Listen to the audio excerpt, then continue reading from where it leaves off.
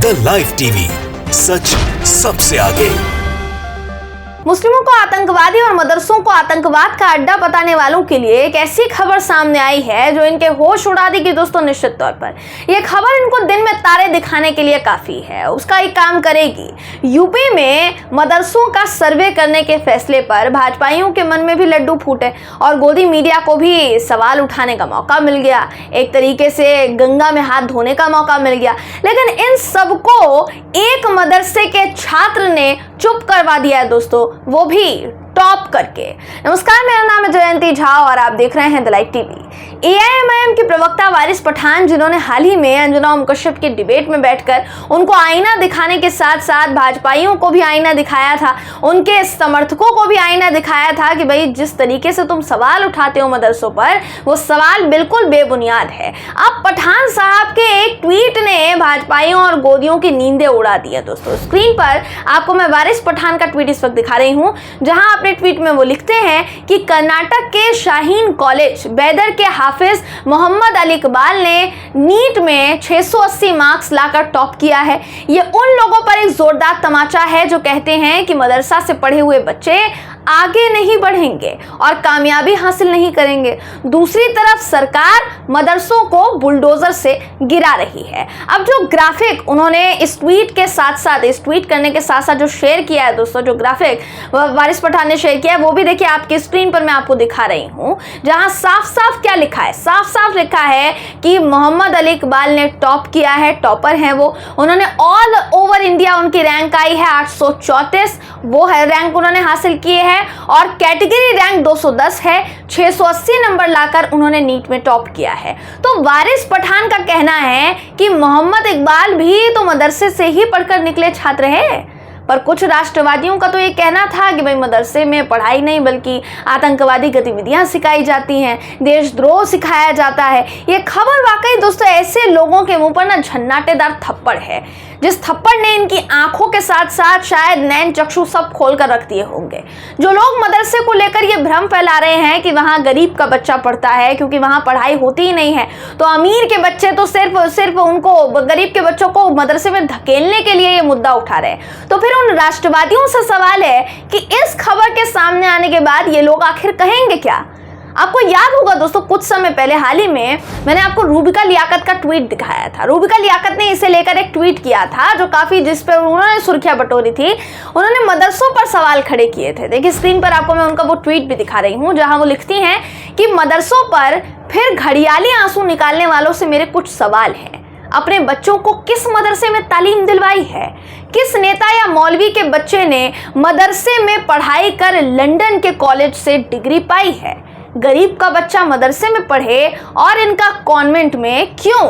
मुझे दोस्तों अच्छे से याद है कि ये जो ट्वीट है, ये जो ट्वीट किया रूबिका लियाकत ने, इसके बाद इनको जबरदस्त तौर पर आईना दिखाया गया था। और किसने दिखाया था? यूजर्स ने दिखाया था, मीडिया, दूसरे मीडिया चैनल्स के लोगों ने दिखाया था। लोगों ने इनको अपनी डिग्रियां बतानी शुरू कर दी थी, जिनमें से कुछ लोगों के ट्वीट्स मैंने आपको उस वक्त दिखाए भी थे।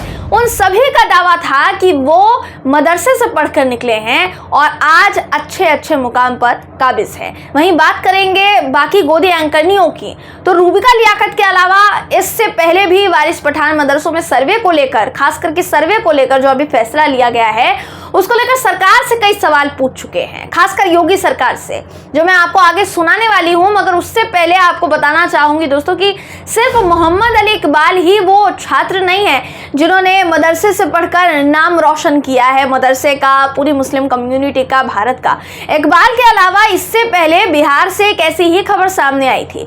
ये खबर थी कि बिहार के गया जिले में रहने वाले मौलाना शाहिद रजा खान ने अपनी शुरुआती शिक्षा जो थी आजमगढ़ जिले के मशहूर दीनी इदारा जामिया अशराफिया मुबारकपुर उससे हासिल की थी।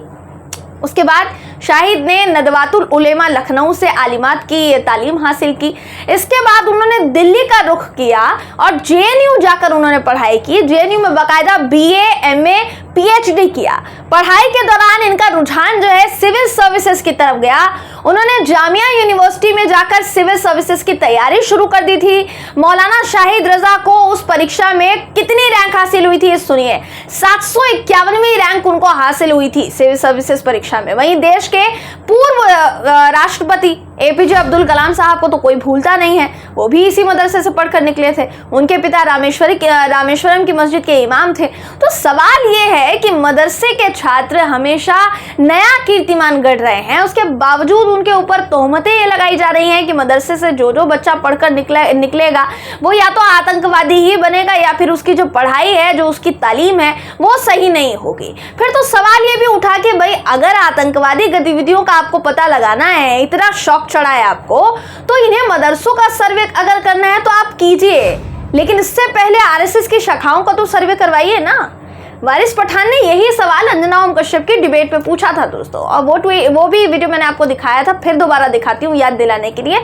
उनका चेहरा लटक गया था अंजना जी का। आपको उनका वो सवाल दोबारा सुनाना चाहूंगी, ये वीडियो देखिए आप, जहां वारिस पठान ने डिबेट में ये सवाल उठाया कि आप अपने शक की वजह से मदरसों पर सवाल खड़े कर रहे हैं। फिर RSS की शाखाओं को लेकर जो खुलासे हो चुके हैं उस पर बात क्यों नहीं होती है? खुलासे बहुत हुए हैं और चौंकाने वाले खुलासे। यशवंत शिंदे जो कि RSS का मेंबर था, उसने RSS की शाखाओं को लेकर इतनी बड़ी बात कह दी, लेकिन उस वक्त उनसे सवाल भी नहीं पूछा गया। वारिस पठान का ये वीडियो भी आपको दिखा देते हैं दोस्तों, ये वीडियो भी देखिए आप। यशवंत शिंदे एक RSS का मेंबर था 25 साल से मेंबर था। उसने कोर्ट के केस में एफिडेविट फाइल किया, हलफनामा, उसमें कहा है कि RSS की शाखाओं में कहीं कहीं पर बम बनाने की ट्रेनिंग दी जाती है, नफरत फैलाने की बात की जाती है, काफी सारे जो ब्लास्ट हुए हैं उनकी वजह से हुए। तो क्या आप उनके यहाँ पे कभी सर्वे कराएंगे? जी, तो वारिस पठान के इस सवाल पर सब खामोश थे। इस पैनल में तो भाई बीजेपी के नेता भी शामिल थे, बैठे थे ना, चाहते तो जवाब देते। पर जिस पार्टी को चुनाव जीतने के लिए भी RSS के सलाह मशवरे की जरूरत पड़ती है दोस्तों, वो पार्टी भला RSS की शाखाओं में आतंकवादी गतिविधियों की जांच कैसे करवाएगी? भले ही आरोप लग गए हों, भले ही बड़े बड़े दावे किए जा रहे हों, वो भी तब जब इस बात का खुलासा हुआ हो कि भाई RSS की शाखाओं में बम बनाने की ट्रेनिंग दी जाती है। और यह खुलासा किसने किया? खुद RSS के 25 साल तक मेंबर रहे यशवंत शिंदे ने किया, जो कि मुंबई में रहते हैं। तो जिन्होंने अपनी आंखों से सब देखा, मेरे ख्याल से वो झूठ तो बोलेंगे नहीं। और वैसे भी इतना बड़ा खुलासा है कि हमारी सरकार इसे छिपाने में जी जान एक कर देगी, वो दिन रात एक कर देगी, जी जान लगा देगी, लेकिन सर्वे नहीं होने देगी, क्योंकि RSS की शाखाएं कोई मदरसा थोड़ी है। मदरसा होता तो जांच होती, सर्वे का आदेश पास हो जाता, गोदी मीडिया ने अपनी अदालत खोल ली होती और जजमेंट भी पास करना शुरू कर दिया होता 3-4 तथाकथित मौलानाओं को बुलाकर, उनसे बदतमीजी से बात करके और उनके अपने तथ्य पेश करके, बिल्कुल उसी तरीके से जैसे इस वक्त यूपी और असम में हो रहा है दोस्तों। साथ ही यूपी में मदरसों के सर्वे के आदेश के बाद इसकी लपटें जो है अब MP में भी उठ रही है, यानी वहां भी ये सर्वे जो है करवाने पर विचार किया जा रहा है। जाहिर है, देखिए जैसे हेमंत बिस्व शर्मा सरकार बुलडोजर चला रही है मदरसों पर, वैसे ही यूपी में भी हो सकता है, इसी की आशंका जताई जा रही है, क्योंकि मुसलमानों को बुलडोजर की मदद से उजाड़ने की शुरुआत तो भाई यूपी से ही हुई थी और अभी भी ये काम जारी है। लेकिन वहीं RSS ने देश के अलग अलग कोनों में दंगे करवाए, यह आरोप लगा, बम ब्लास्ट करवाए, यह आरोप लगा, बम बनाते हैं अपनी शाखाओं में, यह भी आरोप लगा, लेकिन बावजूद इसकी जांच नहीं होगी। इसी दोहरी राजनीति की बार बार बात होती है। बीजेपी की छवि ना इसी की वजह से गिरती चली जा रही है दोस्तों, जिसको सुधारने में काफी वक्त लगने वाला है। बहरहाल इस खबर पर आपकी राय क्या है, कमेंट करके जरूर बताइएगा। वीडियो अगर आपको पसंद आया हो तो वीडियो को लाइक और शेयर करना ना भूलें। फिर मुलाकात होगी आपसे किसी ऐसी ही खबर के साथ, तब तक के लिए नमस्कार।